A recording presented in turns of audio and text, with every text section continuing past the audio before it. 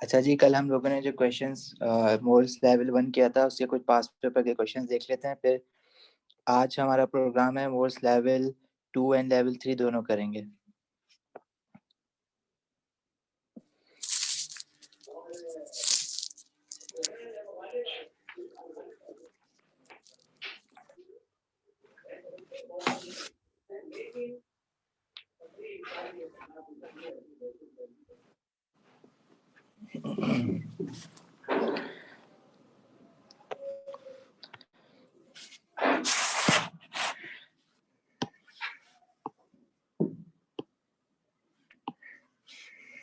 Question 24 देखो, question 24 कह रहा है the relative atomic mass of chlorine is 35.5।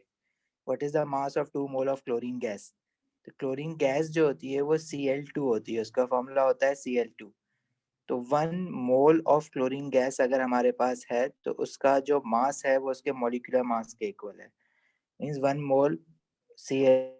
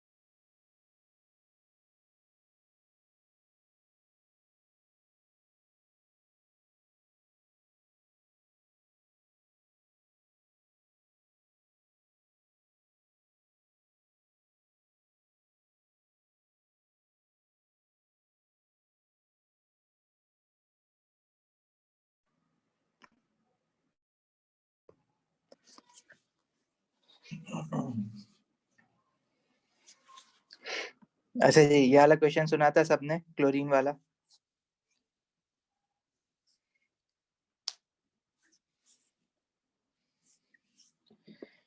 देखो क्वेश्चन 24 हमारे पास क्या है, कह रहा है the relative atomic mass of chlorine is 35.5। What is the mass of 2 mole of chlorine gas.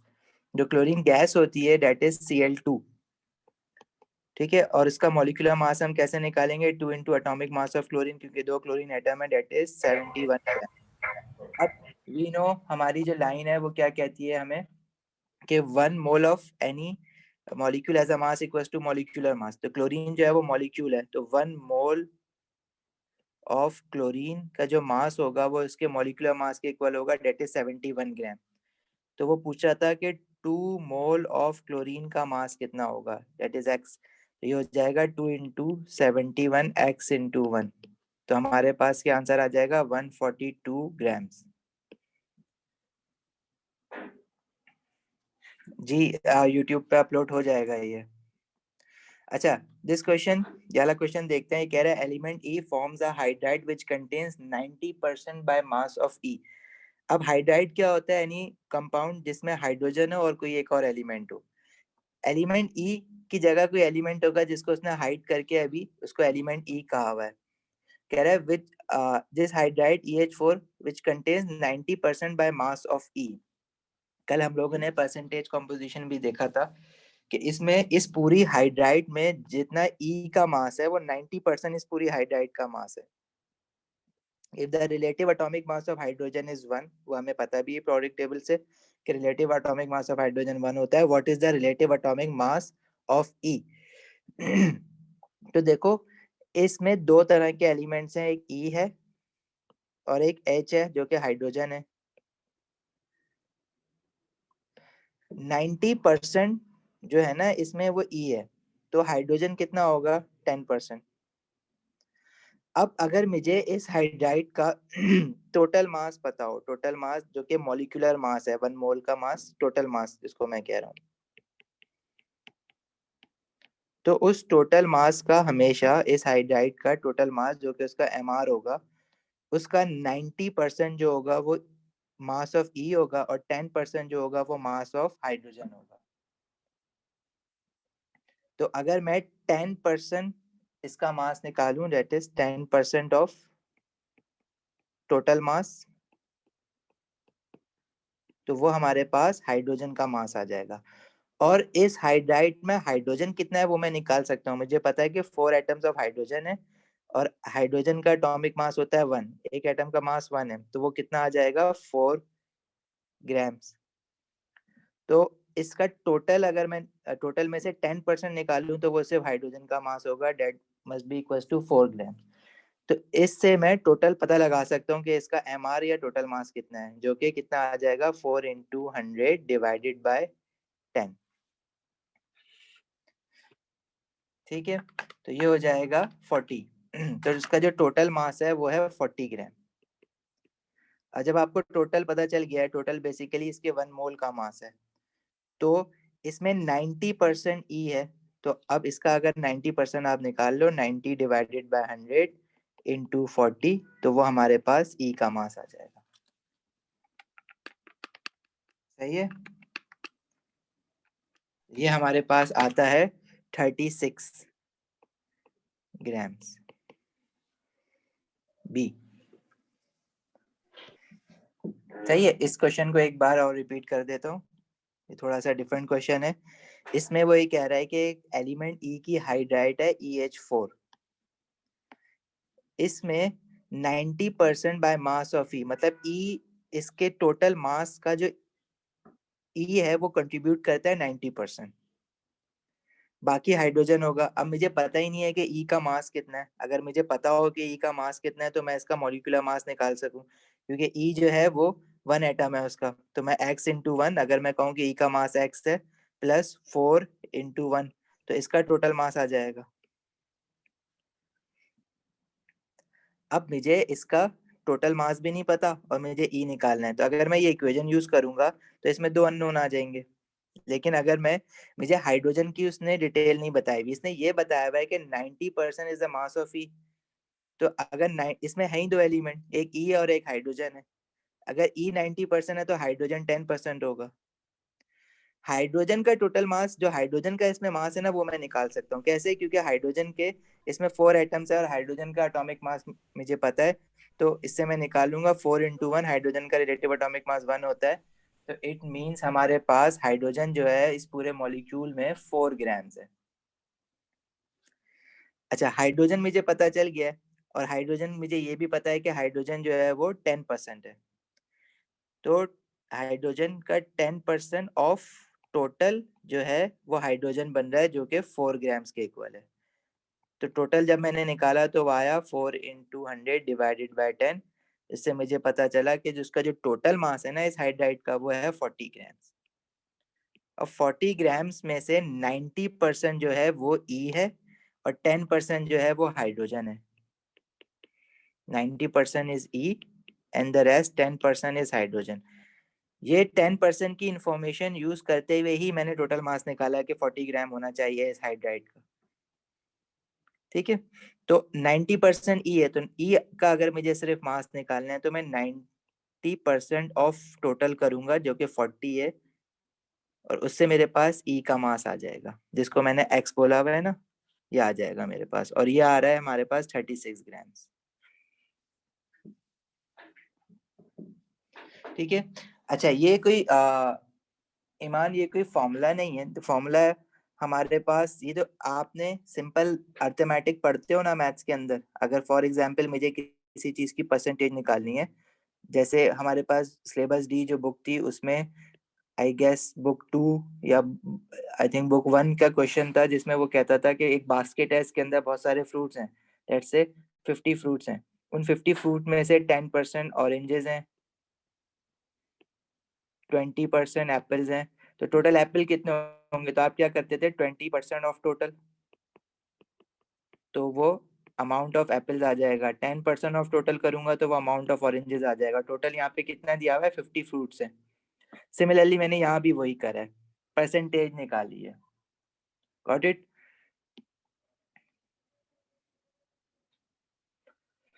अच्छा, जिसको नहीं समझ आया क्वेश्चन तो बाद में मुझसे पूछ लेना, व्हाट्सएप कर देना, मैं दोबारा एक्सप्लेन कर दूंगा। अच्छा, आज चलते हैं मोल्स के लेवल 2 पे।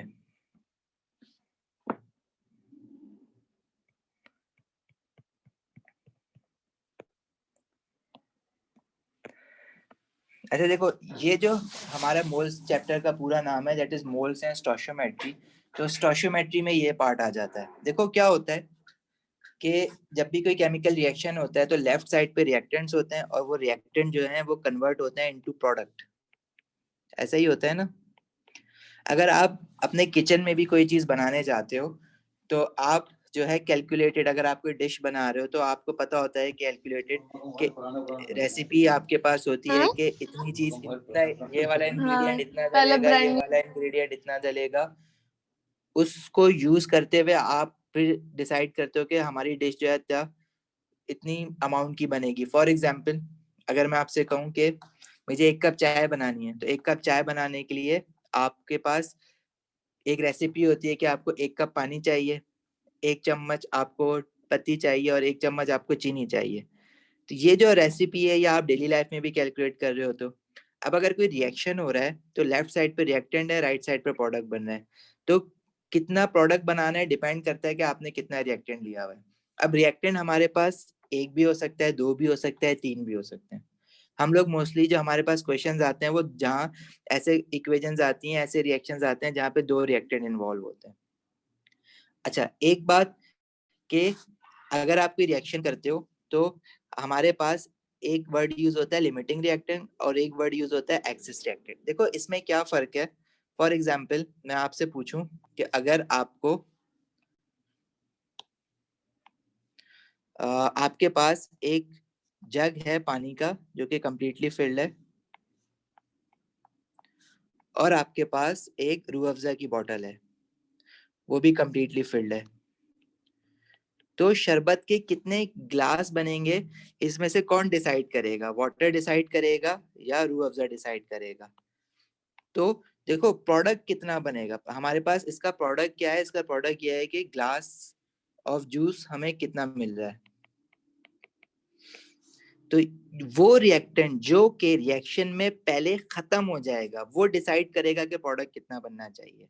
जैसे आपके पास एक जग पानी है, जब आप पानी डालोगे तो आपने पूरा एक ग्लास पानी का लेना है और रूह अफ़ज़ा का सिर्फ 1 चम्मच या 2 चम्मच डालेंगे, तो पहले क्या चीज खत्म होगी? पहले पानी खत्म हो जाएगा।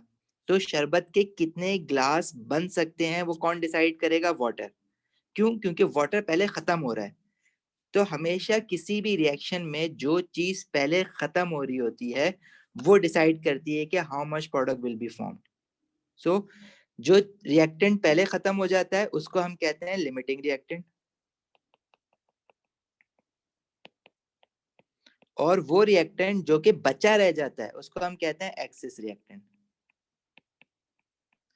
और प्रोडक्ट कितना बनेगा वो कौन डिसाइड करेगा? Amount of limiting reactant. Because limiting reactant पहले खत्म हो गया, पानी आपके पास खत्म हो गया, रूह अफ़ज़ा की अभी भी आपके पास आधी बॉटल है, तो क्या आप शरबत बना सकते हो बगैर पानी के? नहीं बना सकते। इसलिए limiting reactant is the reactant that decides how much product is form. And excess reactant reaction में पार्ट तो ले रहा है लेकिन प्रोडक्ट कितना बनेगा वो ये डिसाइड नहीं करेगा, क्योंकि वो तो at the end of a reaction अभी भी बचा हुआ है। लेकिन लिमिटिंग रिएक्टेंट वो खत्म हो गया। जब एक रिएक्टेंट खत्म हो गया तो रिएक्शन आगे नहीं हो सकता। तो पहले तो ये दो डेफिनेशन आपको क्लियर होनी चाहिए। लिमिटिंग रिएक्टेंट क्या होता है? Reactant that finishes first in a reaction, और limiting reactant decides how much product is formed. क्योंकि वो जब खत्म हो जाएगा तो रिएक्शन रुक जाएगा। तो प्रोडक्ट कितना बनना है आप किससे निकालोगे? हमेशा लिमिटिंग रिएक्टेंट से।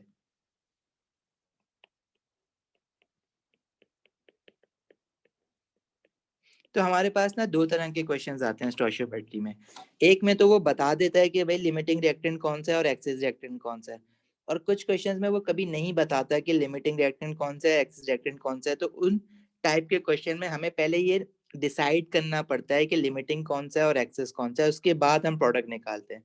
तो लेवल 2 में जो हम क्वेश्चंस करेंगे उसमें वो हमें बताता है कि लिमिटिंग कौन सा है और एक्सेस कौन सा है। जैसे फॉर एग्जांपल क्वेश्चन 1 है। क्वेश्चन 1 में हमें कह रहा है find out the mass of calcium chloride. अब कैल्शियम क्लोराइड क्या है? CaCl2 जो कि प्रोडक्ट में है। तो वो पूछ रहा है कि जो प्रोडक्ट में कैल्शियम क्लोराइड है वो कितना बनेगा if 200 gram of calcium carbonate. What is calcium carbonate? Calcium carbonate is CaCO3 is reacted with excess of hydrochloric acid. अब इस रिएक्शन में उसने आपको बता दिया है कि हाइड्रोक्लोरिक एसिड जो है वो हमारा एक्सेस में है, और जो चीज एक्सेस में है हम उसको कभी यूज नहीं करेंगे अमाउंट ऑफ प्रोडक्ट निकालने के लिए। अगर एक्सेस हाइड्रोक्लोरिक एसिड में है तो हमने उसको यूज नहीं करना। हमने किस चीज को यूज करना है in order to calculate the how much product is form? Limiting reactant. क्योंकि उसने कहा है कि HCl हाइड्रोक्लोरिक एसिड आपका एक्सेस में है तो ऑटोमेटिकली कैल्शियम कार्बोनेट आपका लिमिटिंग में होगा। अच्छा जी, so you have to use calcium carbonate to find out mass of calcium chloride. अब इस टाइप के क्वेश्चंस को करते कैसे हैं, इसके कुछ स्टेप्स हैं वो सीख लो, और यही स्टेप्स फिर हर जगह फॉलो हो रहे होंगे। देखो क्वेश्चन में क्या कह रहा है? Find out the mass of calcium chloride. Calcium chloride का क्या निकलवा रहा है? मास। लेकिन देखो ये वाली जो लाइन है ना, जो मैं तुम्हें कहता हूँ कि वो याद कर लो, इससे सारे क्वेश्चन निकल जाएंगे तुम्हारे। तो 1 mole of any atom is a mass equals to atomic mass, और मॉलिक्यूल है तो मॉलिक्यूलर मास, और 6 एक्सपोनेंट 23 पार्टिकल्स, और 1 mole of any gas is a volume 24 decimetre cube. देखो अब वो क्या कह रहा है आपसे? Find out the mass of calcium chloride. Calcium chloride का क्या निकालने के लिए कह रहा है? मास। तो आपने क्या करना है? कैल्शियम क्लोराइड के नीचे ऐसे हेडिंग डाल के मास लिख देना। If 200 gram of calcium carbonate, calcium carbonate का क्या अमाउंट दे रहा है आपको? वो भी मास दे रहा है। आपने बस सबसे पहले ये चीज रिकॉग्नाइज करनी है कि जो चीज आप निकाल रहे हो और जिस चीज से आप निकाल रहे हो उसकी क्या क्वांटिटी दी हुई है। क्या उसका मास दिया हुआ है, क्या उसका वॉल्यूम दिया हुआ है, क्या उसका मोल दिया हुआ है। यही 3 चीजें हैं जो कि वो चला सकता है। सही है। तो कैल्शियम क्लोराइड का आपसे मास पूछ रहा है, इसलिए आपने कैल्शियम क्लोराइड के नीचे मास लिख दिया। If 200 gram of calcium carbonate, calcium carbonate से निकालने के लिए कह रहा है, और कैल्शियम कार्बोनेट का उसने आपको क्या दिया हुआ है? ग्राम्स दिया हुआ है ना, मतलब मास दिया हुआ है। तो कैल्शियम कार्बोनेट के नीचे भी आप मास लिख दोगे। HCl को हम क्यों नहीं ले रहे? क्योंकि वो एक्सिस में, जो एक्सिस में है उस रिएक्टेंट से हम कभी भी प्रोडक्ट नहीं निकालेंगे। अच्छा जी, दूसरा काम आपने क्या करना है, ये इक्वेशन जो है वो हमेशा आपको बैलेंस्ड केमिकल इक्वेशन मिलती है। अगर आपको इक्वेशन वो बनवाएगा तो आपने वो इक्वेशन बनाने के बाद उसको बैलेंस करना होगा। यहाँ पे अगर देखो तो ये इक्वेशन क्या है, यहाँ पे कैल्शियम कार्बोनेट का 1 मोल है, HCl के 2 मोल्स हैं, और इससे 1 mole of calcium chloride, 1 mole of carbon dioxide and 1 mole of water बन रहा है। तो ये जो कोफिशिएंट होता है इक्वेशन से पहले, ये मोल को रिप्रेजेंट करता है। अगर इस इक्वेशन को मैं वर्डिंग में पढ़ूं तो मैं क्या बोलूंगा कि 1 mole of calcium carbonate is reacting with 2 mole of hydrochloric acid to produce 1 mole of calcium chloride, 1 mole of carbon dioxide and 1 mole of water. जब आपने अपनी हेडिंग्स डिसाइड कर ली ना, कैल्शियम कार्बोनेट के नीचे मास है, कैल्शियम क्लोराइड के नीचे भी मास है, तो इसके जो मोल्स लिखे हुए हैं वो आपने सिंपल यहाँ नीचे उतार दिए। अब देखो ये तो आपने मोल उतारे हैं, आपने कैल्शियम कार्बोनेट का यहाँ पे मास लिखना है। तो 1 मोल ऑफ कैल्शियम कार्बोनेट का मास कितना होता है, इक्वल्स टू मॉलिक्यूलर मास, क्योंकि किसी भी मॉलिक्यूल का 1 मोल का मास हमेशा उसके मॉलिक्यूलर मास के इक्वल होता है। तो आपने पहले कैल्शियम कार्बोनेट का निकालना है मॉलिक्यूलर मास, और मॉलिक्यूलर मास कैसे निकालोगे कैल्शियम कार्बोनेट का, कैल्शियम का एटॉमिक मास होता है 40 जो कि प्रोडक्ट टेबल से देखा, कार्बन का होता है 12 और ऑक्सीजन का होता है 16, क्योंकि ऑक्सीजन के 3 एटम्स हैं तो ये क्या हो जाएगा 3 इंटू 16, सही है। और ये टोटल वैल्यू हमारे पास आ जाएगी 100 ग्राम्स। क्योंकि कैल्शियम कार्बोनेट के 1 मोल थे तो मैंने 1 इंटू 100 ग्राम्स कर दिया, तो ये 1 मोल ऑफ कैल्शियम कार्बोनेट का मास आ गया। तो 1 into 100 grams of calcium carbonate produces, अच्छा कैल्शियम क्लोराइड का भी मुझे मास बनाना है, तो कैल्शियम क्लोराइड का मैं मास कैसे बनाऊंगा, उसके भी 1 मोल है, तो 1 मोल का मास कैल्शियम क्लोराइड के मॉलिक्यूलर मास के बराबर होगा, तो मुझे कैल्शियम क्लोराइड का भी मॉलिक्यूलर मास निकालना पड़ेगा। कैल्शियम का मास अगेन इज 40 एटॉमिक मास, और क्लोरीन का होता है 35.5, और क्लोरीन के कैल्शियम क्लोराइड में 2 एटम्स हैं, तो ये क्या हो जाएगा 2 इंटू 35.5, और ये पूरा हो जाएगा 111 ग्राम्स। तो इट मीन्स यहाँ पे 111 ग्राम्स हम लिख देंगे ऑफ कैल्शियम क्लोराइड। देखो ये चीज क्या शो कर रही है कि 100 gram of calcium carbonate produces 111 gram of calcium chloride. हमेशा ऐसे ही होगा, क्योंकि इस इक्वेशन से मैंने बस क्या किया, ये इक्वेशन मुझे मोल्स की टर्म्स में दी हुई थी कि 1 mole of calcium carbonate is reacting with 2 mole of HCl to produce 1 mole of calcium chloride, 1 mole of carbon dioxide and 1 mole of water. मैंने इस इक्वेशन को, ये जो रेसिपी थी ना, मैंने इस रेसिपी को मास में कन्वर्ट कर दिया है, मास टू मास में, कि 100 gram of calcium carbonate produces 111 gram of calcium chloride. तो इस चीज को मैं बोलता हूँ कि ये मेरी चीज है रेसिपी, मुझे ये रिएक्शन करवाना है और इस रिएक्शन की रेसिपी ये है। अब अगर तुम आके बोलो कि आप मेरे पास 200 ग्राम कैल्शियम कार्बोनेट है तो उससे कितना कैल्शियम क्लोराइड बनेगा, तो मैं कुछ भी नहीं करूंगा, जितना भी आप मुझे कैल्शियम कार्बोनेट का मास दे रहे हो मैं कैल्शियम कार्बोनेट के नीचे मास लिखूंगा रेसिपी में, और उससे कितना कैल्शियम क्लोराइड बनेगा वो मैंने एक्स लिख दिया। ये बात ऐसे ही है कि मुझे पता है कि मुझे 1 कप चाय बनाने के लिए 1 चम्मच पत्ती चाहिए, अगर मेरे पास 10 चम्मच पत्ती है तो 10 कप चाय बना लूंगा, सिंपल।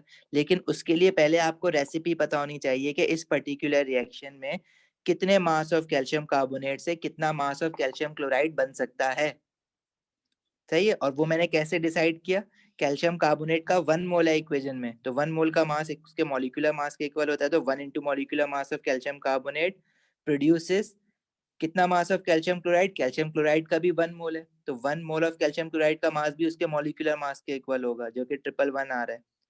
तो मेरी रेसिपी क्या बनी थी, 100 gram of calcium carbonate produces 111 gram of calcium chloride. तो 200 gram of calcium carbonate will produce how much calcium chloride,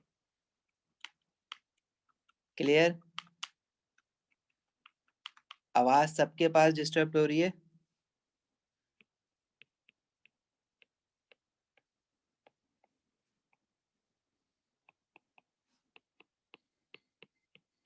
तो हमारा 200 ग्राम ऑफ कैल्शियम कार्बोनेट से 222 ग्राम of calcium chloride is produced. Okay आगे बढ़ते हैं।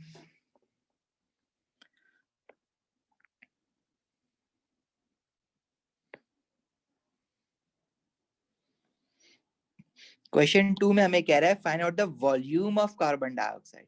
अच्छा, जरूरी नहीं है कि वो मास दे और मास ही कैलकुलेट कराए। देखो हम लोगों ने 3 क्वांटिटीज यहाँ पे देखनी है। एक तो वो मोल्स भी यूज कर सकता है, मास भी यूज कर सकता है और वॉल्यूम भी यूज कर सकता है। क्योंकि जब हमने अपनी वो लाइन बनाई है तो उसमें हमने सिर्फ मोल्स नहीं रखा, 1 मोल को हमने बराबर रखा है एटॉमिक मास मॉलिक्यूलर मास के। हमने नंबर ऑफ पार्टिकल्स भी लेकर आए बीच में और हम वॉल्यूम भी लेकर आए। तो ये सारे एक दूसरे के इक्वल हैं। तो जरूरी नहीं है कि मैं हमेशा मोल से मास निकाल सकूं या मास से मास निकाल सकूं। मैं मोल से मास भी निकाल सकता हूँ, मैं मास से वॉल्यूम भी निकाल सकता हूँ, मैं वॉल्यूम से मोल्स भी निकाल सकता हूँ। डिपेंड करता है कि क्वेश्चन में क्या डाटा दिया हुआ है और क्या हमसे पूछ रहा है। जैसे ये क्वेश्चन में कह रहा है find out the volume of carbon dioxide if 150 gram of calcium carbonate. Calcium carbonate का क्या दे रहा है? मास। कैल्शियम कार्बोनेट क्या है? CaCO3 is treated with excess of hydrochloric acid. Again HCl जो है वो एक्सेस में, तो उसको तो काट दो, वो तो आपको यूज करना ही नहीं है प्रोडक्ट निकालने के लिए। इस बार वो आपसे कह रहा है find out the volume of carbon dioxide. Carbon dioxide का क्या मांग रहा है? वॉल्यूम। तो कार्बन डाइऑक्साइड के नीचे ऐसे हेडिंग डाल के लिख दो वॉल्यूम। किस चीज से मांग रहा है? 150 ग्राम ऑफ कैल्शियम कार्बोनेट। तो कैल्शियम कार्बोनेट का आपको क्या दिया हुआ है? उसने मास दिया हुआ है। तो कैल्शियम कार्बोनेट के नीचे ऐसे हेडिंग डाल के लिख दो मास।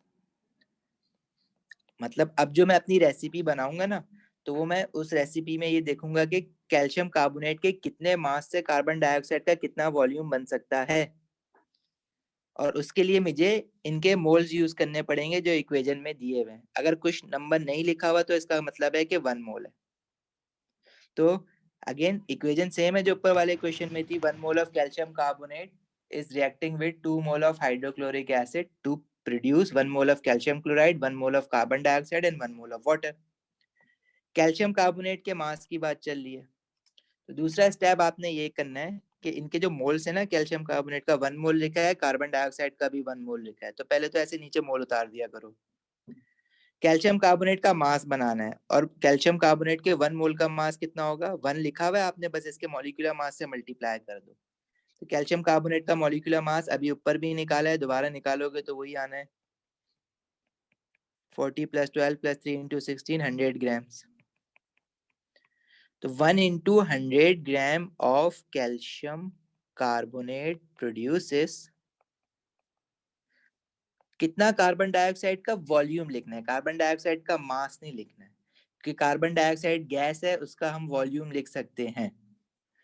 तो 1 मोल ऑफ कार्बन डाइऑक्साइड का वॉल्यूम कितना प्रोड्यूस्ड होगा हमें पता है। जो हमारी ये जो नीचे लाइन लिखी हुई है कि 1 mole of any gas has a volume of 24 decimetre cube. Carbon dioxide का 1 मोल है, उसके साथ आपने बस ये वॉल्यूम लिख देना है। तो ये जो हमारी रेसिपी बन गई, ये रेसिपी हमें क्या बता रही है कि 100 gram of calcium carbonate produces 24 decimetre cube of carbon dioxide. देखो ये मास टू वॉल्यूम, मास से मैं वॉल्यूम पता लगा रहा हूँ, कैल्शियम कार्बोनेट के मास से कार्बन डाइऑक्साइड का वॉल्यूम पता लगा रहा हूँ। हम बिल्कुल ये काम कर सकते हैं, हमें बीच में कोई कॉमन मोल्स निकालने की जरूरत नहीं है, हम डायरेक्ट मास टू वॉल्यूम वाला काम करेंगे। ठीक है उसामा, आरटीपी कंडीशंस लिखी हुई होती हैं ओ लेवल में, अगर नहीं लिखा हुआ तो by default that is RTP, room temperature and pressure. ये क्वेश्चन मैंने खुद लिखे हैं तो उस पे आरटीपी मैं लिखना भूल गया हूँ, लेकिन अक्सर क्वेश्चन में लिखा हुआ होता है, बट अगर नहीं भी, कुछ क्वेश्चन में नहीं भी लिखा हुआ होता तो by default we consider RTP condition.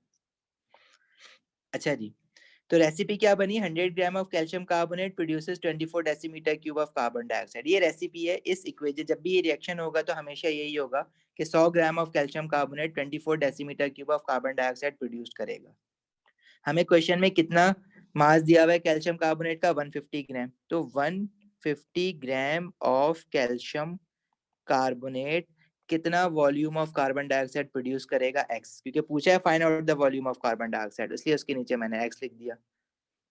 इसको क्रॉस मल्टीप्लाई करोगे तो 100 into x is equal to 150 into 24। तो एक्स हमारे पास कितना आ जाएगा? 150 इंटू 24 ओवर 100। तो that is coming out to be 36 decimeter cube of carbon dioxide is produced.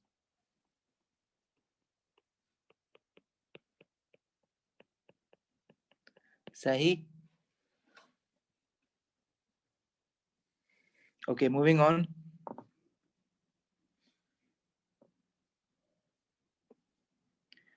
आगे कह रहा है find out the moles of sulphur trioxide if 15 gram of sulfur dioxide are reacted with excess of oxygen। तो access में क्या है, oxygen है, तो ऑक्सीजन पहले ही काट दो। तुमसे बोल क्या रहा है, find out the moles of sulphur trioxide. Sulphur trioxide होता है SO3। अगर अभी किसी को नहीं पता सल्फर ट्राइऑक्साइड क्या होता है, तो आगे के चैप्टर्स में जब सल्फ्यूरिक एसिड पढ़ते हो तो बहुत अच्छी तरह से पता चल जाता है कि सल्फर ट्राइऑक्साइड SO3 होता है और सल्फर डाइऑक्साइड जो है वो SO2 होता है। दोनों गैसेज हैं। और हमें कह रहा है find out the moles of sulphur trioxide. Sulphur trioxide का क्या मांग रहा है, मोल्स। तो उसके नीचे ऐसे हेडिंग डाल के मोल्स लिख देना। If 15 gram of sulphur dioxide, sulphur dioxide की क्या क्वांटिटी दी हुई, ग्राम्स क्या होता है, मास होता है ना। तो सल्फर डाइऑक्साइड का मास दिया हुआ है तो उसके नीचे मास की हेडिंग डाल देना है ऐसे करके। फिर दूसरा काम क्या करोगे, जो इनके मोल्स लिखे हुए हैं वो ऐसे नीचे उतार दो। और वो क्या कह रहा है कि मास, सल्फर डाइऑक्साइड का मास बनाना है ना, क्योंकि मास की हेडिंग डाली है। तो मास कैसे बनाओगे, सल्फर डाइऑक्साइड का मॉलिक्यूलर मास निकालोगे और उसके मोल्स जो लिखे हैं नीचे उससे मल्टीप्लाई करा दोगे। सल्फर डाइऑक्साइड का मॉलिक्यूलर मास कैसे निकालोगे, सल्फर होता है 32 एटॉमिक मास, ऑक्सीजन का होता है 16, 2 into 16। तो ये हमारे पास इसका मास बन जाएगा 34 ग्राम्स, तो सॉरी 64 ग्राम्स। तो 2 के साथ आप 64 लिख दोगे, क्योंकि 1 मोल ऑफ सल्फर डाइऑक्साइड का मास, मॉलिक्यूलर मास 64 ग्राम होगा। 2 मोल का कितना हो जाएगा, 2 into 64।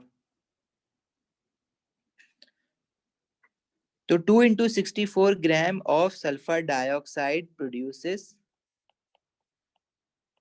सल्फर ट्राइऑक्साइड का क्या बनाना है, मोल्स बनाना है आपने। सल्फर ट्राइऑक्साइड के वो मांगी मोल्स रहे, तो फिर आपने यहाँ पे कुछ भी करने की जरूरत नहीं है। अगर मास बनाना होता तो मॉलिक्यूलर मास से मल्टीप्लाई कर देते, अगर वॉल्यूम बनाना होता तो 24 डेसीमीटर क्यूब से मल्टीप्लाई कर देते।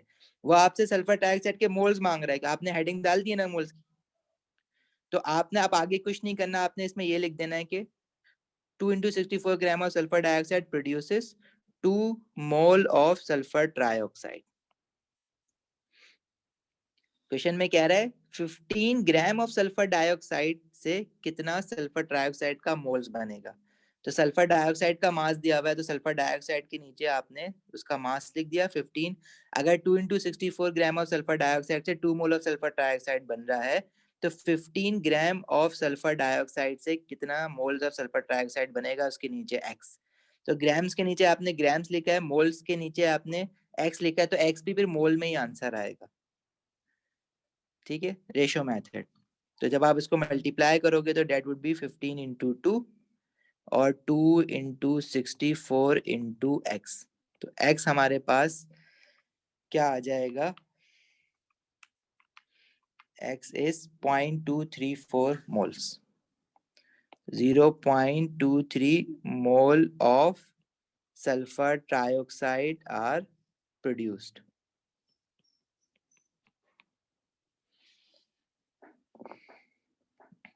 ठीक है, आगे बढ़ते हैं, थोड़ा सा फास्ट चलेंगे। रिकॉल करना हो, कोई चीज क्वेश्चन मिस आउट हो रहा हो तो फिर रिकॉर्डिंग देख लेना, थोड़ी देर में मिल जाएगी। क्वेश्चन 4 में कह रहा है find out the moles of water produced. Water के क्या मांग रहा है आपसे, मोल्स। तो वाटर के नीचे हेडिंग डाल देना मोल्स की।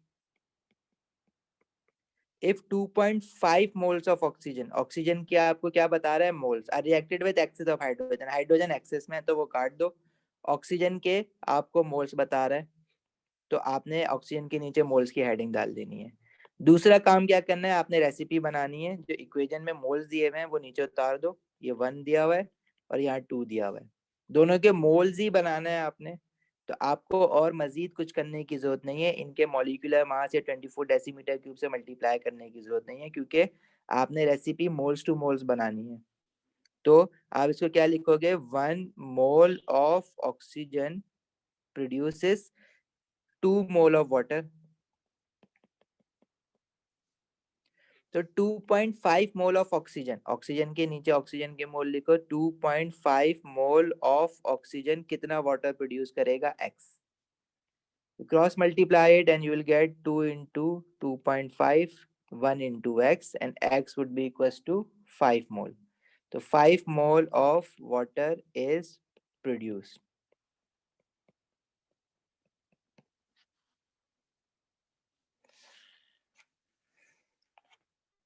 नेक्स्ट आगे बढ़ते हैं. क्वेश्चन में कह रहा है find out the mass of sulphur trioxide if 15 sulfur dioxide is again SO3, if 15 moles of sulfur dioxide are reacted with excess of oxygen. Oxygen excess में है ना, तो ऑक्सीजन पे क्रॉस डाल दो. ऐसे कह रहा है find out the mass of sulphur trioxide. तो सल्फर ट्राइऑक्साइड के नीचे आपने क्या लिखना है, mass. If 15 moles of sulphur dioxide की किस चीज की बात कर रहा है, मोल्स की. तो उसके नीचे हेडिंग डाल के मोल्स लिख दो. और सल्फर ट्राइऑक्साइड की किस चीज की बात कर रहा है, मास की, तो उसके नीचे आपने मास लिख दिया. अब जो आप रेसिपी बनाओगे वो मोल्स टू मास बनाओगे. ठीक है. दूसरा काम क्या है कि जो इक्वेशन में मोल्स लिखे हुए हैं दोनों के साथ नीचे उतार दो. सल्फर डाइऑक्साइड के मोल्स बनाने, तो आपको आगे इसमें सल्फर डाइऑक्साइड में कुछ भी करने की जरूरत नहीं है. आप लिखोगे 2 mole of sulphur dioxide produces. अच्छा, सल्फर ट्राइऑक्साइड का आपने मास बनाना है. तो मास बनाने के लिए क्या करते हो, इसको इस जो मोल्स आपने नीचे उतारे हैं इक्वेशन में जो लिखे हुए हैं उसको मल्टीप्लाई बाय उसी मॉलिक्यूल के मॉलिक्यूलर मास से मल्टीप्लाई करते हो. तो सल्फर ट्राइऑक्साइड का आपको क्या निकालना है, अब मॉलिक्यूलर मास. सल्फर होता है 32, ऑक्सीजन का एटॉमिक मास होता है 16. तो 32 plus 3 into 16 that becomes 80 grams. तो आप यहाँ पे 80 ग्राम लिख दोगे. So 2 mole of sulfur dioxide produces 2 into 80 gram of sulfur trioxide. So 50 mole of sulfur dioxide will produce x grams of sulfur trioxide. You cross multiply it और answer आ जाएगा 15 into 2 into 80, 2 into x. X would be 15 into 2 into 80 divided by 2. जो कि आ रहा है 1200 grams of sulfur trioxide is produced.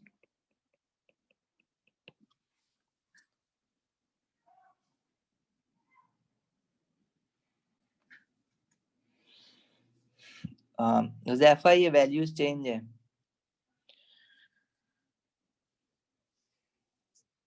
अच्छा जी, किसी को अभी अगर कोई कुछ ज्यादा लोगों को अगर प्रॉब्लम है इसमें तो चैट में लिख सकते हैं. हम लोग कोई क्वेश्चन रिवाइज करना हो तो उसमें से कर सकते हैं.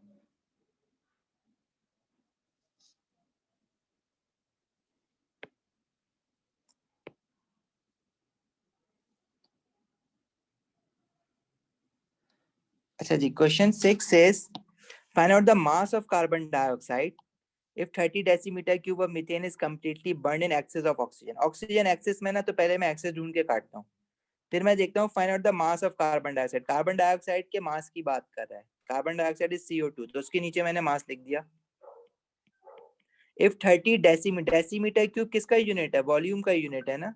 30 डेसीमीटर क्यूब ऑफ मिथेन. तो मिथेन क्या होता है, मिथेन होता है CH4. इसका फॉर्मूला वैसे याद होना चाहिए, ऑर्गेनिक केमिस्ट्री पढ़ते वक्त ये तो आपको पक्का पक्का याद हो ही जाएगा. But right now I am telling you methane is CH4. Decimetre cube volume का यूनिट है. तो मिथेन की किस चीज की बात कर रहा है, मिथेन के वॉल्यूम की बात कर रहा है. तो मिथेन के नीचे हेडिंग डाल के लिख दो वॉल्यूम. दूसरा काम क्या करोगे, इनके जो मोल लिखे हुए हैं इक्वेशन में, मिथेन के साथ कुछ नहीं लिखा हुआ मतलब 1 है, कार्बन डाइऑक्साइड के साथ भी कुछ नहीं लिखा हुआ मतलब 1 है. ठीक है, तो आपने सिंपल 1 और 1 ऐसे नीचे उतार देना है. तो दिस सेज 1. अच्छा, अब आपने क्या बनाना है, मिथेन का वॉल्यूम बनाना है. अब वॉल्यूम कैसे बनाओगे, 1 mole of any molecule, 1 mole of any gas occupies a volume of 24 decimetre cube. तो ये जो आपने 1 मोल नीचे उतारा है इसको मल्टीप्लाई करा देना है 24 डेसीमीटर क्यूब से. तो 1 into 24 यानी 24 decimetre cube of methane produces कितना वॉल्यूम. अच्छा, कार्बन डाइऑक्साइड का आपको बनाना है मास. तो मास बनाने के लिए आपको मॉलिक्यूलर मास से मल्टीप्लाई कराना पड़ता है नंबर ऑफ मोल्स को. तो कार्बन डाइऑक्साइड का मॉलिक्यूलर मास कैसे निकालोगे, कार्बन का एटॉमिक मास होता है 12, ऑक्सीजन का होता है 16. तो 12 प्लस 2 इंटू 16 दैट इज 44 ग्राम. तो ये जो आपने मोल्स नीचे उतारे हैं कार्बन डाइऑक्साइड के, इसके साथ कार्बन डाइऑक्साइड का मॉलिक्यूलर मास मल्टीप्लाई करा दोगे। तो 24 decimetre cube of methane CH4 produces 44 gram of carbon dioxide. तो 30 डेसीमीटर क्यूब से कितना, 30 डेसीमीटर क्यूब ऑफ मीथेन से कितना कार्बन डाइऑक्साइड प्रोड्यूस्ड होगा, उसका मास x। तो अगर आपने वॉल्यूम के नीचे वॉल्यूम लिखना होता है और कार्बन डाइऑक्साइड मास है तो उसके नीचे जो x आएगा वो भी मास ही आएगा आपके पास आंसर में। जब आप इसको क्रॉस मल्टीप्लाई करोगे 30 इंटू 44, 24 इंटू एक्स, तो x would be 30 into 44 divided by 24। तो ये हमारे पास आंसर आ जाएगा 55, और ये 55 ग्राम्स ऑफ कार्बन डाइऑक्साइड होगा, क्योंकि देखो यहाँ पे हमने कार्बन डाइऑक्साइड का मास बनाया है ना। और क्यों मास बनाया है, क्योंकि उसने क्वेश्चन में मास मांगा हुआ था। तो मैं डायरेक्टली मास निकालूंगा वॉल्यूम से, मीथेन के कितने वॉल्यूम से कार्बन डाइऑक्साइड का कितना मास बनता है। तो जो मैं पहली लाइन हमेशा बनाता हूँ ना, जो एज पर इक्वेशन बन रही है, इस इक्वेशन को देख के बन रही है, ये हमारी रेसिपी है। सही है। तो रेसिपी बनाने के लिए जरूरी नहीं है कि मीथेन का मास है तो मैं कार्बन डाइऑक्साइड का मास ही निकाल सकता हूँ। नहीं, मीथेन के वॉल्यूम से कितना कार्बन डाइऑक्साइड का मास बनेगा इस रिएक्शन में, मैंने रेसिपी में ये बनाया ताकि हमें मोल्स तक, हर बार मोल्स तक जाने की जरूरत ना पड़े। लेकिन मोल्स की बैकग्राउंड नॉलेज तो यूज हो रही है ना। So the USWA answer is 55 grams, not decimeter cube.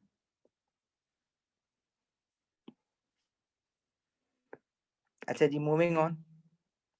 दो क्वेश्चन और करते हैं इसके पे, लेवल 3 पे चलते हैं। क्वेश्चन 7 कह रहा है calculate the volume of carbon dioxide. Carbon dioxide का क्या मांग रहा है, वॉल्यूम। मैं पहला काम क्या करता हूँ, पहले तो मैं ये ढूंढ लेता हूँ दो रिएक्टेंट है तो एक्सिस में कौन सा है। Volume of carbon dioxide produce when 3.5 mole of calcium carbonate is reacted with excess of HCl। सही है। कार्बन डाइऑक्साइड का मांग रहा है वॉल्यूम, तो कार्बन डाइऑक्साइड के नीचे हेडिंग डाली वॉल्यूम की। किससे मांग रहा है, 3.5 mole of calcium carbonate. Calcium carbonate के कह रहा है मोल्स, तो उसके नीचे मैंने हेडिंग डाली मोल्स की। इक्वेशन में कैल्शियम कार्बोनेट का 1 मोल है, कार्बन डाइऑक्साइड का भी 1 मोल है, तो मैं नीचे ऐसे इनके मोल्स उतार दूंगा। 1, अब कैल्शियम कार्बोनेट के मोल्स की बात कर रहा है तो इसमें कुछ मजीद करने की जरूरत नहीं है। 1 mole of calcium carbonate produces, carbon dioxide का क्या निकालना है, वॉल्यूम। तो वो वॉल्यूम मैं कैसे बनाऊंगा, मल्टीप्लाई बाय 24 इस मोल से। तो 1 mole of calcium carbonate produces 24 decimetre cube of carbon dioxide. तो 3.5 mole of calcium carbonate will produce x volume of carbon dioxide.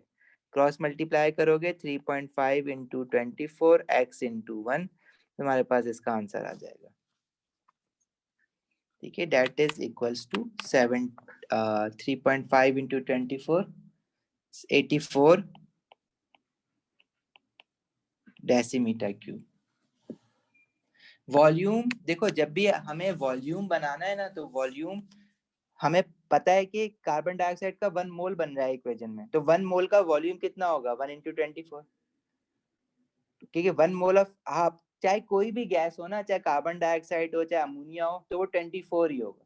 लेकिन अगर हमें मास बनाना है ना, तो फिर मैं उस मॉलिक्यूल का मॉलिक्यूलर मास निकालूंगा। अच्छा सवाल देखो, हमने अगर फॉर एग्जांपल मैं कहता कि कार्बन डाइऑक्साइड का यहाँ पे मास लिखा हुआ होता, तो मास के लिए फिर मुझे कार्बन डाइऑक्साइड का एमान निकालना पड़ता। कोई और चीज होती तो उसका एमान निकालना पड़ता। तो वॉल्यूम चाहे कोई भी गैस हो, वॉल्यूम हमेशा 1 mole of any gas occupies the volume of 24 decimetre. सही है ईमान?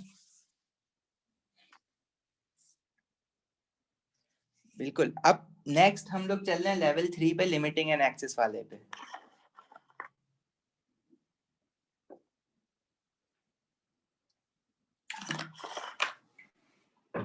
देखो, लिमिटिंग एंड एक्सेस में सिर्फ एक नई चीज है, बाकी काम तो सारा यही है जो अभी करते आ रहे हो, तो वो भी करते जाओ आज।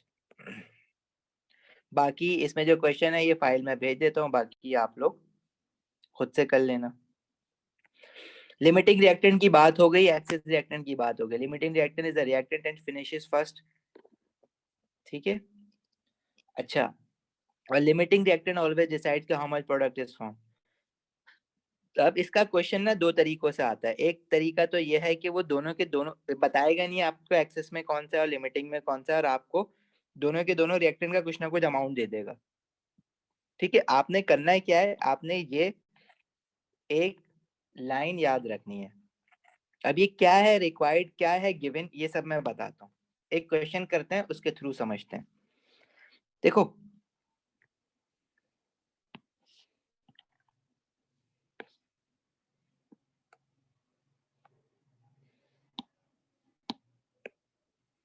इस क्वेश्चन में हमें ये कह रहा है calculate the moles of carbon dioxide produced. सही है, कार्बन डाइऑक्साइड के मोल्स मांग रहा है, मैं कार्बन डाइऑक्साइड के नीचे मोल्स की हेडिंग डाल दूंगा।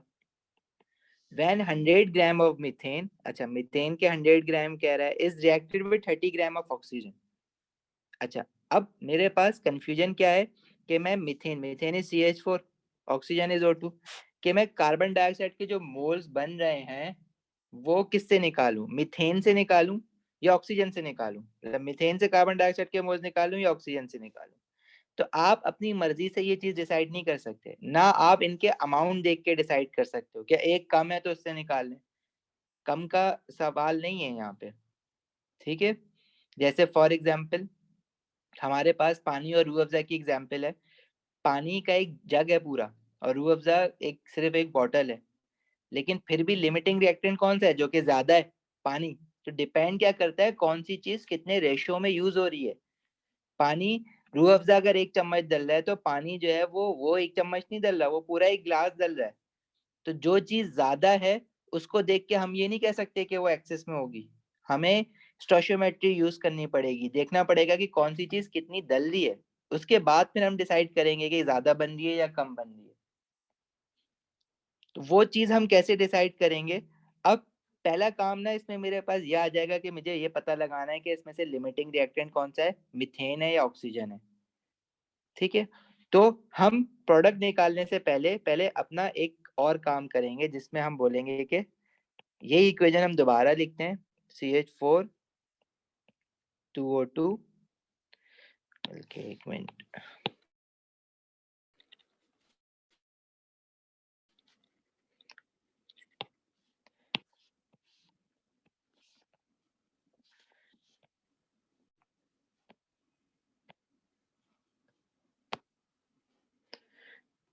ठीक है। अच्छा जी, अब अगर इस इक्वेशन को देखें तो रिएक्टेंट साइड पे अगर देखो तो मीथेन और ऑक्सीजन है। मीथेन का इसने मास दिया हुआ है, ऑक्सीजन का भी मास दिया हुआ है। तो पहले ना मैं मीथेन के नीचे ऐसे मास लिख देता हूँ और ऑक्सीजन के नीचे भी ना ऐसे मास लिख देता हूँ, और मैं रेसिपी चेक करता हूँ कि मेरी रेसिपी क्या है। मीथेन का भी, मीथेन का 1 मोल है और ऑक्सीजन के 2 मोल्स हैं। तो दूसरा काम मेरा क्या होता है कि मैंने इसका यहाँ पे 1 उतार दिया और ऑक्सीजन का 2 है तो यहाँ मैंने 2 उतार दिया। अब मीथेन का भी मुझे मास बनाना है, ऑक्सीजन का भी मुझे मास बनाना है। तो मास बनाने के लिए मैं क्या करता हूँ, इनके मॉलिक्यूलर मासेस से मल्टीप्लाई करता हूँ। मीथेन का मॉलिक्यूलर मास निकालोगे तो कार्बन होता है 16, हाइड्रोजन होता है 1, तो 4 into 1, सॉरी कार्बन इज 12, तो टोटल इसका मास बन जाएगा 16। तो 1 into 16 gram of methane requires how much of oxygen. देखो इसकी जो स्टेटमेंट बनेगी ना वो ये बनेगी कि 16 ग्राम ऑफ मीथेन रिक्वायर्स, अच्छा अब ये थोड़ा जगह का यहाँ इशू होगा, रुको जरा, हम लोग इसको थोड़ा सा साफ सा यहाँ कर लेते हैं। तो मीथेन का भी मास दिया हुआ था, तो इसका जब मैंने, और ऑक्सीजन का भी मास दिया हुआ था, जब मैंने इनके मोल्स देखे तो मीथेन के 1 मोल है, ऑक्सीजन के 2 मोल है इक्वेशन में। तो इनके मास बनाने के लिए मीथेन का मॉलिक्यूलर मास निकाला जो कि 16 ग्राम आ रहा है, तो 1 into 16। और ऑक्सीजन का जब मैंने मॉलिक्यूलर मास निकाला तो ऑक्सीजन होता है O2, O2 के साथ ऑक्सीजन का एटॉमिक मास होता है 16, तो ये आता है 32 ग्राम। तो मैं इसके मोल्स के साथ 2 into 32 लिख दूंगा। इसकी जो रेसिपी है ना उसको मैं इस तरह से पढ़ूंगा कि 1 into 16 जो हो जाएगा 16 gram of methane CH4 requires 2 into 32 ग्राम, यहाँ 1 भी लिख दो, 1 into 16 gram of methane requires 2 into 32 gram of oxygen O2। मतलब एज पर दिस रेसिपी अगर मुझे ये रिएक्शन करवाना है तो 16 ग्राम ऑफ मीथेन को 2 into 32 ग्राम ऑफ ऑक्सीजन तो चाहिए रिएक्ट होने के लिए। अब देखो इसने क्वेश्चन में आपके पास मीथेन का भी मास दिया हुआ है और ऑक्सीजन का भी मास दिया हुआ है, तो आप इनमें से कोई एक मास यूज करके देख लो कि उसके लिए कितना वो रिक्वायर्ड होगा, दूसरा वाला रिएक्टेंट कितना रिक्वायर्ड होगा। अगर आप इसमें ये यूज कर लो कि आप बोलो फॉर एग्जांपल कि 100 ग्राम ऑफ मीथेन के लिए कितना ऑक्सीजन रिक्वायर्ड है, क्योंकि रेसिपी तो हमेशा यही रहेगी जो मैंने स्टोइचियोमेट्रिया इक्वेशन यूज करके बनाई कि 16 gram of methane requires 2 into 32 gram of oxygen. अब हमारे पास जो क्वेश्चन में डाटा गिवन है ना, इसको हम कहते हैं गिवन अमाउंट्स। सही है, क्या मतलब है गिवन अमाउंट्स का कि आपने 1 कप चाय बनानी है तो आपको रेसिपी क्या मिली कि पानी तो आपके पास चलो बहुत सारा है, आपने बोला कि 1 चम्मच पत्ती और 1 चम्मच चीनी चाहिए। आपके घर में 10 मेहमान आए, आपने बोला चलो 10 कप चाय बनाते हैं। आपने चीनी देखी, चीनी जो है वो आपके पास बहुत सारी पड़ी हुई है, लेट से 20 चम्मच है, लेकिन पत्ती आपके पास सिर्फ 5 चम्मच है, तो चाय तो सिर्फ 5 कप बनेंगे ना। लेकिन ये सब डिसाइड करने के लिए कि भाई अगर आपके पास पत्ती 5 चम्मच है तो 5 चम्मच पत्ती से 5 कप चाय ही क्यों बनेंगे, 10 क्यों नहीं बन सकते, क्योंकि आपको रेसिपी दी गई है 1 कप में 1 चम्मच डलना है। इसी तरह ये जो इक्वेशन है ये रेसिपी क्या बता रही है कि 16 gram of methane requires 2 into 32 gram of oxygen. अब अगर आपने ये पता लगाना है कि इसमें से लिमिटिंग कौन सा है, एक्सेस कौन सा है, तो आप 100 ग्राम ऑफ मीथेन जो आपको दिया हुआ है उससे चेक कर लो कि उसको ऑक्सीजन कितना रिक्वायर्ड होगा। 100 gram of methane, 100 gram of methane will require x mole of x amount of oxygen. अब आप कहोगे कि ऑक्सीजन का भी तो मास दिया हुआ है, वो उसको नीचे क्यों नहीं रखा। देखो अगर चारों चीजें रख दोगे तो चारों अननोन हो जाएंगी। मैं ये पता लगाना चाह रहा हूँ कि अगर 16 ग्राम ऑफ मीथेन को 2 into 32 ग्राम ऑफ ऑक्सीजन चाहिए, ये तो रेसिपी है, ये तो वैसी की वैसी रहेगी। मेरे पास क्वेश्चन के अंदर दोनों रिएक्टेंट का अमाउंट दिया हुआ है, तो मैंने बोला कि किसी भी एक का ले लो। मैंने मीथेन का ले लिया, आप चाहो तो ऑक्सीजन का ले लो। मैंने देखा कि चलो 16 ग्राम ऑफ मीथेन को 2 into 32 ग्राम ऑफ ऑक्सीजन चाहिए, तो 100 ग्राम ऑफ मीथेन को कितना ऑक्सीजन चाहिए होता है, पहले तो मैंने वो निकाला। और ये जो मैं वैल्यू निकाल रहा हूँ ना, इसको मैं कहूंगा कि मेरा रिक्वायर्ड ऑक्सीजन है। देखो 100 ग्राम ऑफ मीथेन को कम्प्लीटली रिएक्ट कराने के लिए इतना ऑक्सीजन मुझे चाहिए। तो मैंने इसको क्रॉस मल्टीप्लाई करा तो ये मेरे पास आ जाएगा 100 into 2 into 32 16 into x। तो this is coming out to be 40 grams। तो 40 ग्राम ऑफ ऑक्सीजन मुझे चाहिए अगर मुझे 100 ग्राम ऑफ मीथेन को कंप्लीटली रिएक्ट करवाना है, खत्म करवाना है ना 100 ग्राम ऑफ मीथेन को, तो 40 ग्राम ऑफ मीथेन मुझे चाहिए। This is my required amount, इसको मैं आर करके लिख रहा हूँ। अच्छा तुमने बोला जाओ अब ऑक्सीजन निकाल के लाओ 40 ग्राम। आप गए, आपने अपने किचन का कबर्ड खोला, उसमें जो ऑक्सीजन था वो आपके पास सिर्फ 30 ग्राम था। आपको रिक्वायर्ड कितना है 40 ग्राम, आपके पास अंदर पड़ा हुआ है 30 ग्राम। तो आप बोलोगे ओहो ऑक्सीजन तो कम है, वो तो पहले खत्म हो जाएगा। तो ऑक्सीजन क्या हुआ, लिमिटिंग में हुआ। तो आपने अगर ये चीज आपको कॉम्प्रीहेंड नहीं कर पा रहे हो तो आपने बस एक शॉर्टकट बनाना है कि अगर रिक्वायर्ड, ये जो मैंने यहाँ पे लिखा हुआ है ना, अगर रिक्वायर्ड जो जो भी आप क्वेश्चन से निकाल रहे हो ना वो ग्रेटर देन गिवन है, तो वो रिएक्टेंट आपके पास लिमिटिंग में होगा।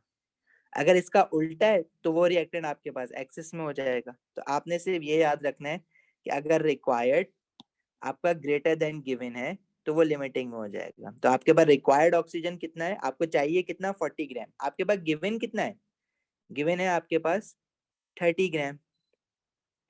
रिक्वायर्ड ग्रेटर देन गिवन है ना, मतलब तुम्हें बोला कि जाओ 40 ग्राम ऑक्सीजन लेके आओ, आप गए तो आपके पास पड़ा हुआ सिर्फ 30 ग्राम था, तो आप बोलोगे ऑक्सीजन तो मेरे पास कम है, तो वो लिमिटिंग में हुआ। या फिर आप ये याद कर लो अगर रिक्वायर्ड ग्रेटर देन गिवन है तो वो रिएक्टेंट आपका लिमिटिंग है। तो ऑक्सीजन के लिए एक्स निकाला है ना, तो इट मीन्स कि ऑक्सीजन जो है वो लिमिटिंग है।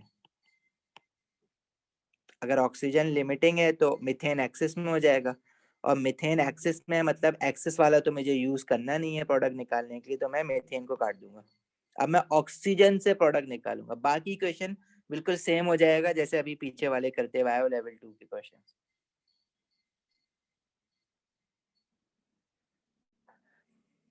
अच्छा, हम 2 क्या रखते, 02 अली रजा, थोड़ा सा एक्सप्लेन करो बात को। देखो इसमें अगर किसी को कोई प्रॉब्लम है तो पूछ लो, मैं टाइम देता हूँ, लिख लो आराम से।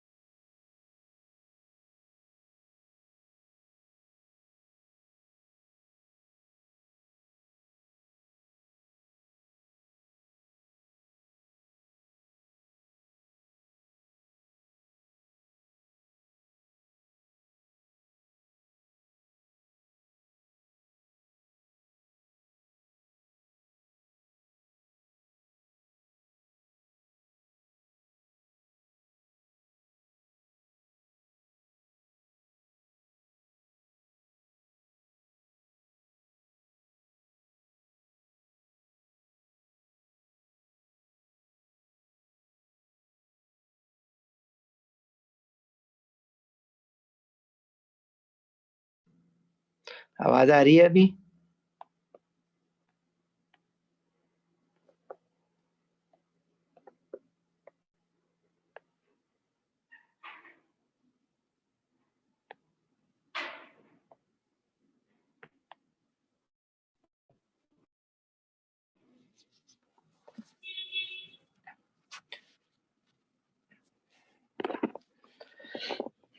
सही है। देखो, हमने जब एक बार डिसाइड कर लिया कि ऑक्सीजन लिमिटिंग में है और मीथेन एक्सेस में होगा, फिर ऑब्वियसली अगर ऑक्सीजन लिमिटिंग में है तो आपने बस वही वाला काम दोबारा करना है कि मीथेन को काटा, ऑक्सीजन से आपने निकालना है क्या है, moles of carbon dioxide. Carbon dioxide के आपने मोल्स निकालने हैं, तो उसके नीचे आपने मोल्स लिख दिया। और किससे निकालोगे? ऑक्सीजन से निकालोगे। ऑक्सीजन का क्या दिया हुआ है क्वेश्चन में? मास दिया हुआ है। तो आपने वो जो लिमिटिंग और रिएक्टेंट पता करने के लिए जो वैल्यूज निकाली है ना, वो कहीं भी यूज नहीं करोगे आप। जो क्वेश्चन में 30 ग्राम ऑफ ऑक्सीजन दिया हुआ है, इससे निकालोगे कि कितना कार्बन डाइऑक्साइड बन सकता है। तो ऑक्सीजन का मास दिया हुआ है, तो उसके नीचे आपने मास लिख दिया। फिर वही काम कि इनके मोल्स उतार दिए नीचे। कार्बन डाइऑक्साइड का 1 है, ऑक्सीजन का 2 है। और ऑक्सीजन का आपने क्या बनाना है? मास बनाना है। तो मास बनाने के लिए आप क्या करोगे? इसके मॉलिक्यूलर मास, जो ऑक्सीजन का मॉलिक्यूलर मास होता है 32 ग्राम, तो 2 × 32 ग्राम ऑफ ऑक्सीजन से कितना कार्बन डाइऑक्साइड प्रोड्यूस हो रहा है? कार्बन डाइऑक्साइड का मोल्स बनाना है, तो 1 mole of carbon dioxide produce हो रहा है। तो 30 ग्राम ऑफ ऑक्सीजन से कार्बन डाइऑक्साइड के कितने मोल्स प्रोड्यूस होंगे? एक्स।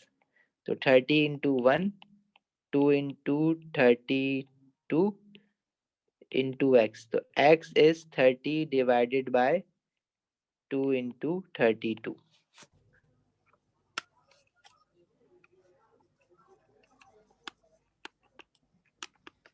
ये हमारे पास आ रहा है 0.47 मोल्स।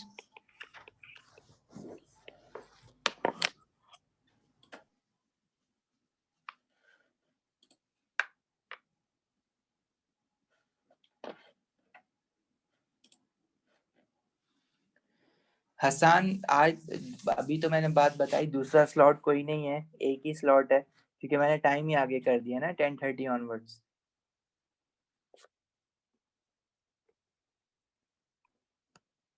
अच्छा जी, इसका ना एक और क्वेश्चन करते हैं ताकि क्लियर हो कुछ क्या बात चल रही है।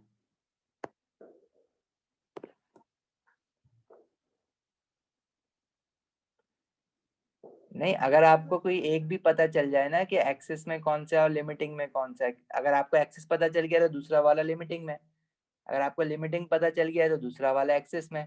देखो, एक दो क्वेश्चन और करते हैं, ये चीज क्लियर हो जाएगी।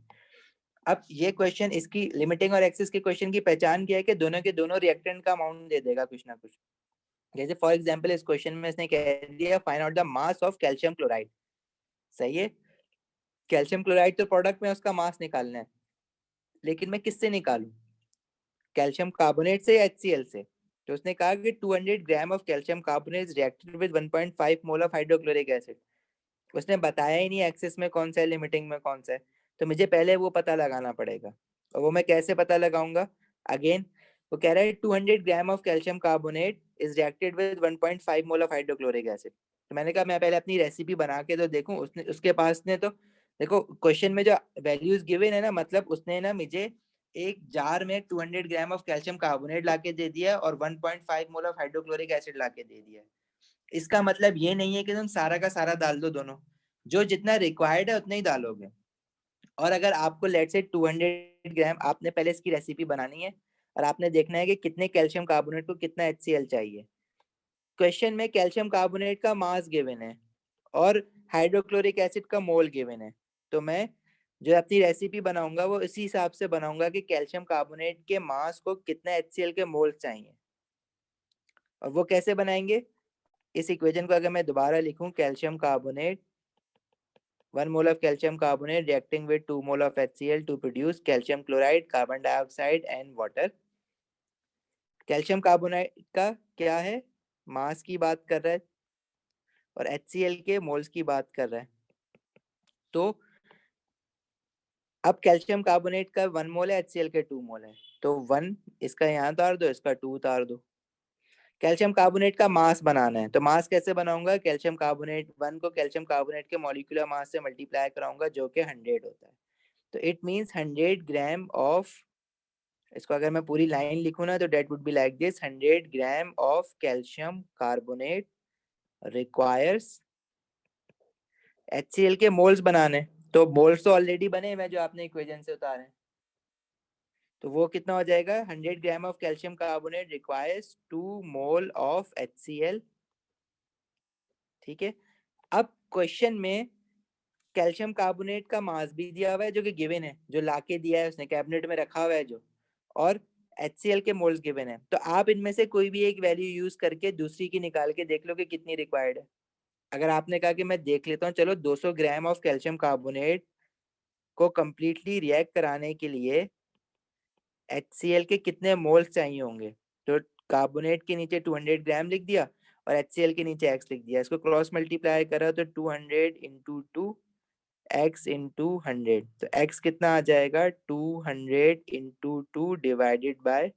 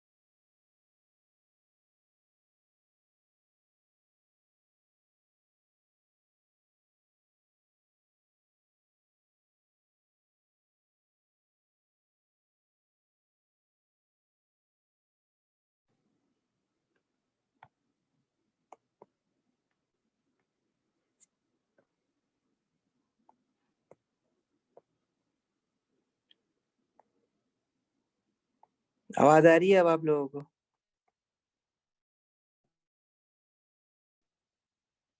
पूरा दिन चलता है, तुम आज पता है रात में क्या होता है।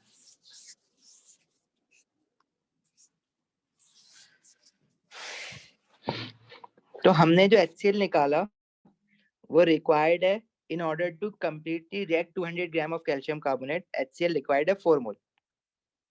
HCl गिवन कितना है तुम्हें जो क्वेश्चन में 1.5 है, तो again required HCl greater than given है ना, तो जब भी रिक्वायर्ड ग्रेटर देन गिवन होगा तो वो रिएक्टेंट हमारे पास क्या होगा, लिमिटिंग, क्योंकि तुम्हें चाहिए ज्यादा तुम्हारे पास है कम, तो R ग्रेटर देन G।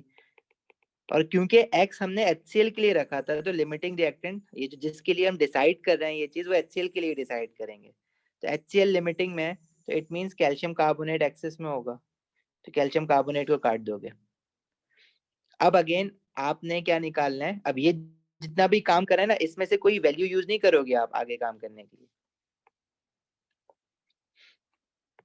अब आपने दोबारा से वो इक्वेशन को देखा कि इसमें calcium carbonate 2 mole of HCl के साथ रिएक्ट करके क्या बना रहा है, 1 mole of calcium chloride, 1 mole of carbon dioxide and 1 mole of water. तो आपसे क्या कह रहा था, मास ऑफ कैल्शियम क्लोराइड निकालना है, यानी कैल्शियम क्लोराइड का मास निकालना है। लेकिन पहले आप इसमें कंफ्यूज थे कि मैं किससे निकालूं, अब आपने डिसाइड कर लिया कि मैं HCl से निकालूंगा क्योंकि HCl लिमिटिंग में है। और HCl का आपको क्या दिया हुआ है, मोल्स दिए हुए हैं, तो HCl के नीचे मोल्स की हेडिंग डाल दोगे। HCl के इक्वेशन में 2 मोल है, तो 2 मोल ऑफ HCl से कितना मास बनेगा कैल्शियम क्लोराइड का, कैल्शियम क्लोराइड का 1 मोल है इक्वेशन में, उसका मास बनाने के लिए 1 into molecular mass of calcium chloride, और कैल्शियम क्लोराइड का मॉलिक्यूलर मास ऐसे आएगा 40 plus 2 into 35.5, that is 111 grams of calcium chloride is produce. तो 1.5 मोल ऑफ हाइड्रोक्लोरिक एसिड से 1.5 क्यों मैं यूज कर रहा हूँ, क्योंकि गिवन ही इतना है ना मेरे पास। अब कहीं गलती से ये वाला जो आपने 4 मोल निकाला है ना नीचे, ये यूज मत करने बैठ जाना। सही है।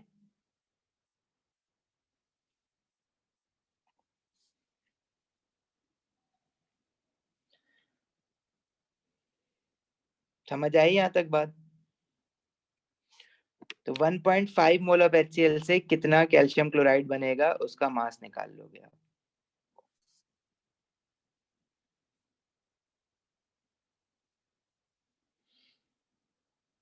मुनीब HCl एक्सिस में नहीं होगा। देखो HCl आपको कितना चाहिए, 4 मोल आपको रिक्वायर्ड है। ठीक है, अगर if you need to completely react 200 gram of calcium carbonate, तो उसके लिए आपको 4 मोल ऑफ HCl रिक्वायर्ड है। ठीक है, और आपको चाहिए कितना, आपके पास है कितना, 1.5, चाहिए 4, पड़ा हुआ है तुम्हारे पास 1 पॉइंट, ये 1.5 है, ये 15 नहीं है, दिस इज 1.5। ठीक है, डॉट नीचे लगा हुआ है ना, शायद दिख ना रहा हो तुम्हें, दिस इज 1.5। तो again required is greater than given, और जब भी रिक्वायर्ड ग्रेटर देन गिवन होता है वो चीज लिमिटिंग में होती है। शयान अब क्या हुआ?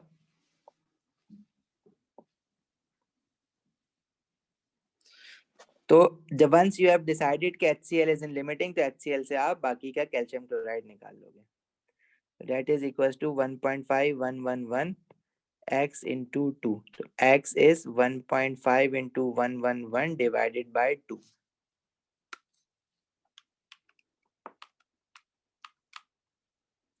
It is 83.25